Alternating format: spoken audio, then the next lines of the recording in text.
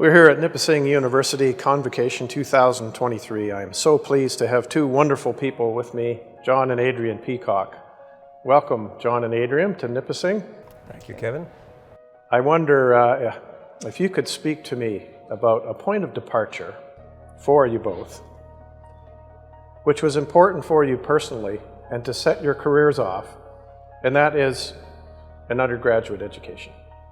I grew up in Quebec City, far away from Nova Scotia, where St. FX is located, where both Adrienne and I attended.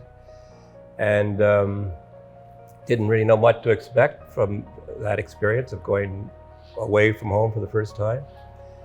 But it was a wonderful experience, broadening, met all kinds of different people, had the opportunity to explore, things that I would not have imagined.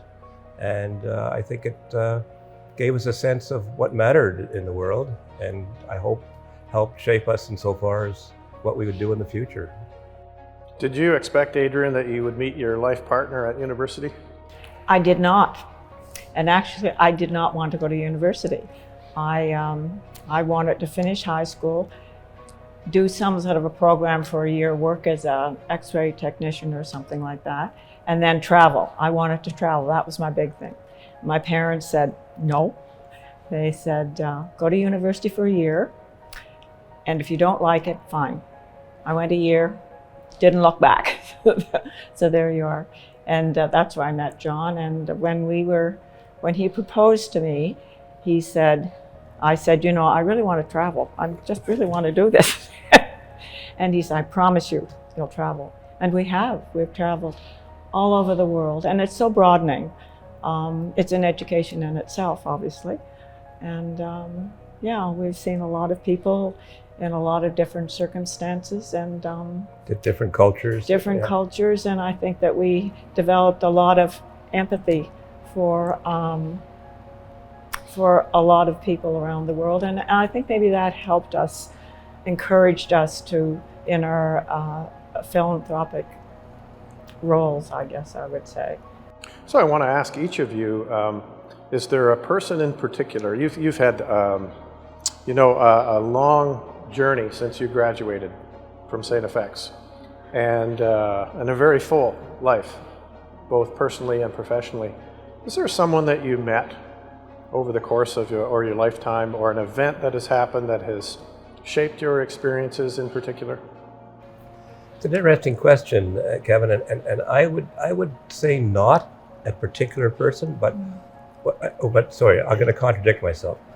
Actually, Adrienne and I had more or less this conversation, saying, how things worked out, why have we become more involved in philanthropy? Well, obviously, having the means is part of it, but my parents were people of very modest means, but they were always involved in different things, different community things.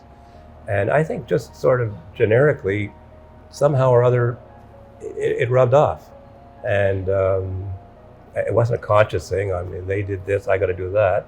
But somehow or other, and we shared this vision of giving back and being part of the community. We enjoyed it. Mm-hmm. And so as things evolved, and we became more able not to just give our time, but also be able to be, more, involved in helping the cause, so to speak.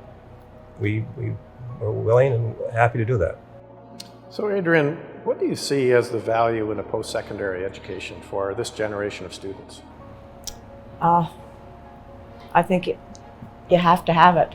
Either, get an undergraduate degree or get some other diploma beyond high school. I mean, and I think in the technical area, I think it's really important we should encourage that, because I think back in our day, if you didn't go to university after high school, there wasn't a whole lot, and they weren't encouraged to do a whole lot, and they're very capable, just perhaps not academically inclined, but now that we have these other facilities, I think it's great, because they feel good about themselves. They can do something really worthwhile, and I mean, we need them, so there you go. Our graduates are soon going to cross the stage today. John, what will be your message to the next generation? I think what I'm considering to be the most important thing I'm going to say to them is, in this challenging world where technology is so intrusive, where attention spans are very limited, you have to learn to be a good listener. And I think the value of education is just that, hearing people's points of view, developing your own way of thinking. But you can't do that in a silo. You have to be able to accept and listen to other people and absorb, and then act in what you think is your best interest and the best interest of your society. So listen, and listen intentionally. Well, that's a great message.